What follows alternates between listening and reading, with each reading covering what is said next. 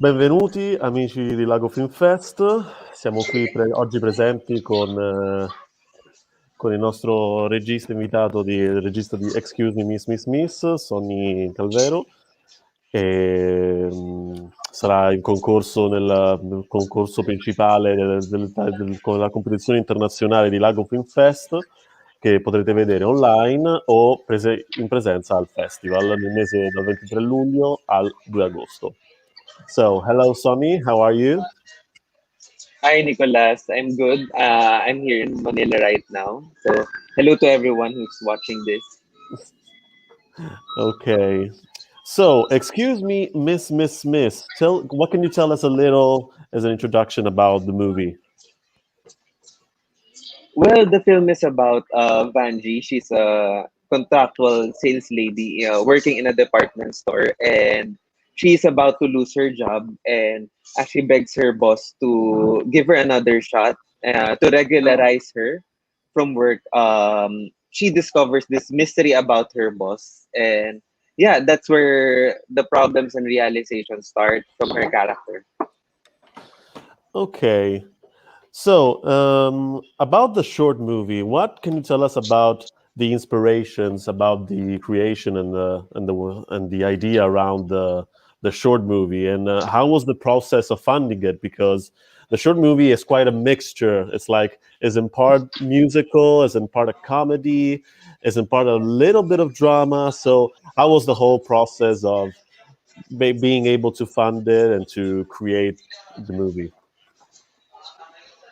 Um, well, first, it was really like in terms of the inspiration, the movie was actually based on true stories of people who work as sales lady in department stores, and yeah, we did a lot of.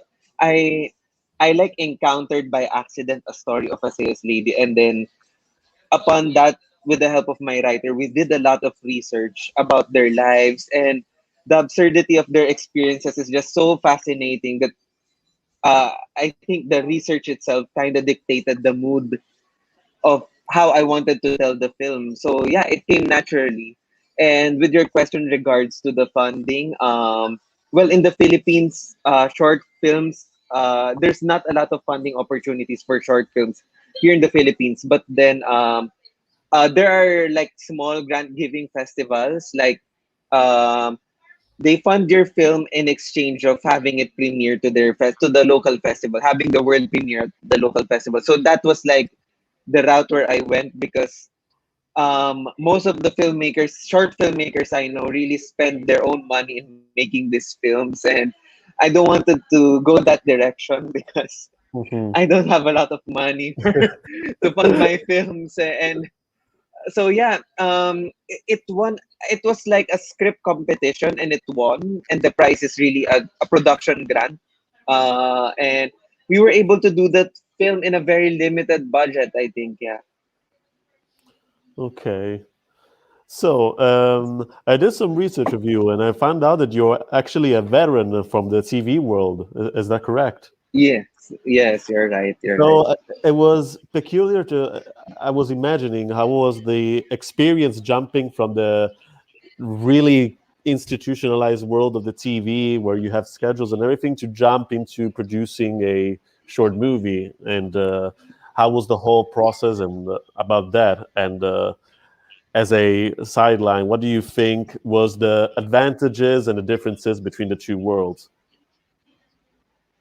Well, that's a very interesting question, because yeah, it makes me reflect about this good decision of shifting from working from television into film. Because yeah, TV, I've been a writer, as you mentioned. I've been a writer for like 7 years in television. I've been working for 7 years, and it was like a non-stop of writing 100 pages of scripts or more for this Mhm. major company.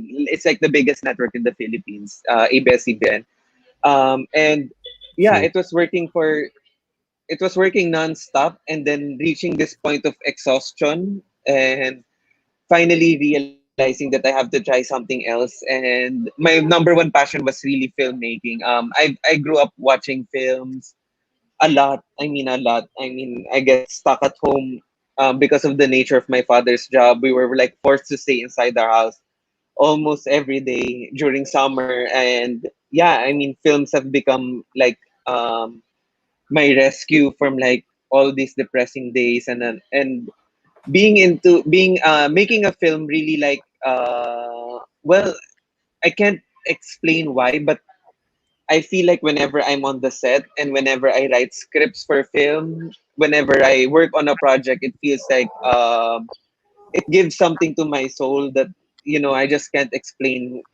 I just can't articulate what exactly Mm. it gives to me, but it feels like the right profession for me. And yeah, in comparison, like your question a while ago, in comparison to television, film has really like for me, luckily, it gives me more freedom than working in TV, working working with the company that really has a lot of restrictions in terms of the content they make because it's a family channel. Mhm. So yeah, all my frustrations from television really went into film in terms of how I want to tell the stories I want to tell, and yeah, basically that's it. Okay. So I really have to compliment you about the cast. The back characters of Vanji and Madame Charo, played by Feliz Grande and Angelina Canapi, were fantastic. It was like they gave the short movie a really incredible energy, and they were really talented. So Thank you. so what was I let well them know. please, please.